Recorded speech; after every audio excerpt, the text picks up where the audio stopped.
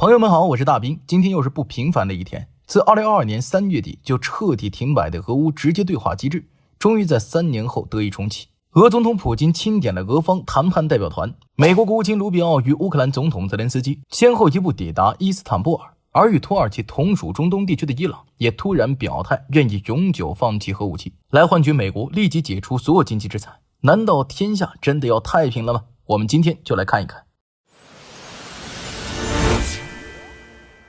首先来聚焦俄乌冲突，俄乌双方时隔3年终于重新坐回了谈判桌上。土耳其伊斯坦布尔一时间成为国际焦点，这场被国际社会称为和平最后窗口的谈判，实则是战场僵局与经济压力的复杂产物。普京在5月11号突然提议无条件谈判，从表层看是善意姿态，但背后其实俄军在顿巴斯扎波罗热的战线已陷入长期拉锯，除开日军消耗超3亿美元的战争开支，更关键的还有欧盟第17轮制裁。制裁剑指俄罗斯引子石油船队，若谈判再无进展，俄能源出口可能再遭重创。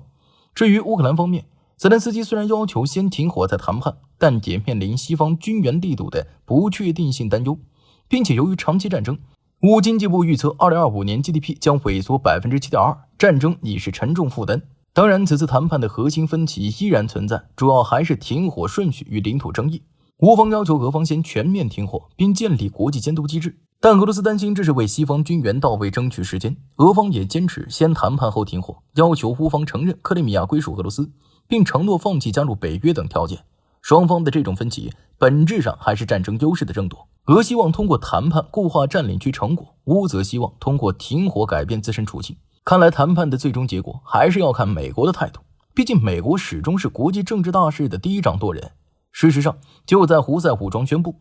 美国签署停战协议不久后，伊朗最高领袖哈梅内伊的高级政治军事与核顾问沙姆哈尼也紧随而来，对美国突然释放妥协信号。沙姆哈尼在5月14号提出的核让步方案，与5月6号美胡停火协议形成了微妙的时间呼应。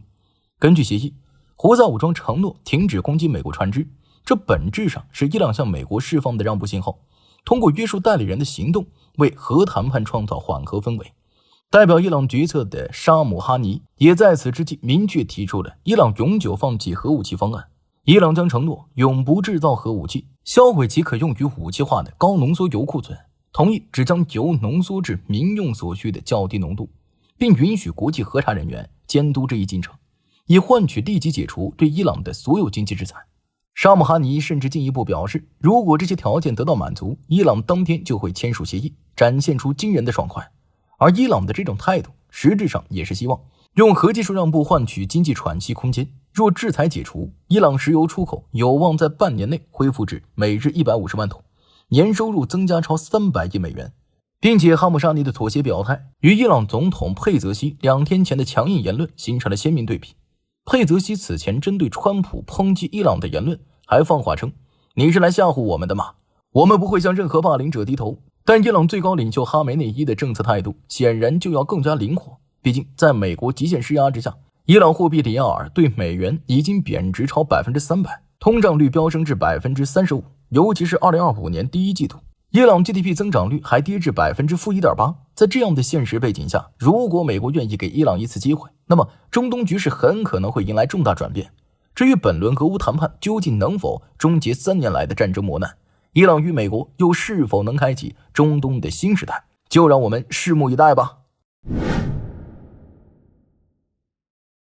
5月12号，芬兰拉普兰地区的罗瓦耶尔维训练场迎来了一场规模空前的军事演习。来自瑞典、英国及芬兰的超过6500名全副武装的军人集结于此，展开为期20天的联合训练。这场代号未公开的演习，因地点紧邻俄罗斯卡累利阿地区，遭到了俄罗斯军事专家的严批，称其对俄罗斯构成了威胁。俄罗斯需要做出恰当的反应，但此次演习的目标其实很明显，那就是以北约北部作战区域多国协同为核心，涵盖隐蔽火力阵地射击、攻击直升机突袭和无人机侦察与打击等科目。值得注意的是，这些科目都是高度贴合俄乌战场经验的。这场演习也的确强调模拟战斗环境下的联合规划与执行，这其中包括作战地形熟悉、炮兵与空中力量协调、监视系统整合等能力。这种设计显然参考了俄乌冲突中的实战经验，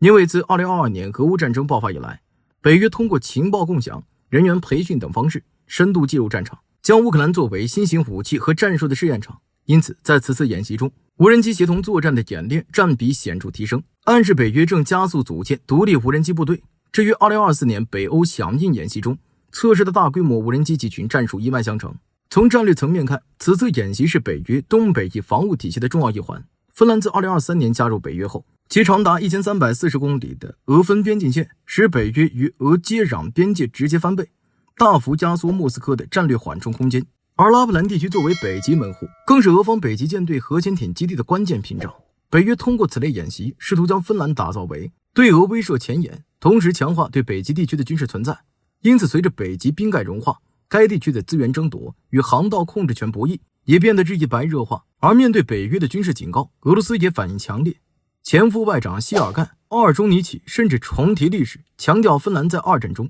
曾与纳粹德国合作，试图围猎列宁格勒。而瑞典虽宣称中立，却曾为希特勒提供物资支持，并直言当前北约演习实质上是进攻性演练。事实上，就在前不久，也就是在北约于爱沙尼亚举行刺猬2025演习期间，俄西部军区还宣布进驻特殊战备状态，多个装备克拉苏哈4电子战系统的机动分队进驻普斯科夫州。该地距爱沙尼亚边境仅30公里。这种行动反应的恶性循环，正将欧洲推向不可逆的冷战模式。而就目前来看，此次演习的本质不仅是警告普京，也是北约将乌克兰战场的经验转化为体系化威慑能力的尝试。那么普京的压力究竟有多大呢？他甚至都开始爆粗口了。我们接下来就一起看一看。就在5月13号，俄罗斯总统普京在谈及西方对俄制裁时，就罕见爆粗，称发起制裁者太蠢了，白痴。这一言论折射出俄罗斯面对3万余项制裁的战略焦虑。事实上，就在今年3月18号，普京还在参加俄罗斯工业家和企业家联盟代表大会全体会议上说，现在情况给人的感觉是，制裁的发起者自己都已经数不清究竟对谁实施了多少限制措施。但俄罗斯财政部统计过，我可以确切地告诉大家，针对个人和实体的制裁为28595项，而5月份的我们都知道，这个数字截至目前又刷新了。其实自2022年俄乌冲突以来，西方对俄制裁已覆盖能源、金融、科技等多个领域，这也是美国促成俄乌谈判的又一重要依据。至于俄乌谈判究竟会以怎样的结果收场，就让我们拭目以待吧。目前可以确定的就是印巴之间依旧十分紧张。就在5月12号，印度总理莫迪还视察了位于旁树普邦的亚当布尔空军基地，这是一处位于印巴边境的战略要地，驻扎有印度空军的米格29战机。值得玩味的是，该基地在5月10号曾被印度自家导弹误伤。巴方称，印军发射的6枚导弹中有5枚落在印空区，其中1枚直接命中了该空军基地，并且莫迪的视察显然带有强烈的政治意图，通过展示 S-400 防空系统和阵风战机，试图挽回印军在近期印巴冲突中的颜面。此次视察正值印巴战争戏剧性胜利后的敏感时间点，因为在5月6号至10号的密集冲突中，印巴双方均宣称自己获胜。巴方称击毁印方6架战机，瘫痪近 70% 电网，而印方则强调成功打击了行动目标。总而言之，莫迪的视察行为既是对国内情绪的安抚，也是对巴基斯坦的战略威慑。至于 S-400 防空系统究竟是不是印度在边境防空体系上的漏洞，是不是暴露了印军装备维护与实战能力的短板，就需要印军后期自己去总结了。当然，有的地方局势紧张，就有些地方的局势稍微缓解。就在5月13号，部署在印度洋迭戈加西亚基地的6架 B-2 轰炸机撤回美国本土，这是美军自2024年3月以来首次大规模削减该地区战略轰炸机部署。而此次撤军行动的背景与近期美胡塞武装达成的停火协议密切相关。自2024年12月以来，美军就一直以消除红海航运威胁为由，对胡塞武装发动代号繁荣卫士的空袭行动。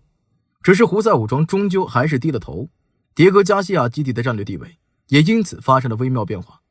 作为美国在印度洋永不沉没的航母，该基地曾是美军介入中东以及南亚事务的关键支点。然而，随着美国战略重心转向西太平洋，以及英国计划将该岛归还毛里求斯，美军在印度洋的存在其实在未来还面临着一定不确定性。此次 B-2 撤离后，美军会以 B-52 轰炸机作为替换，继续维持战略威慑能力，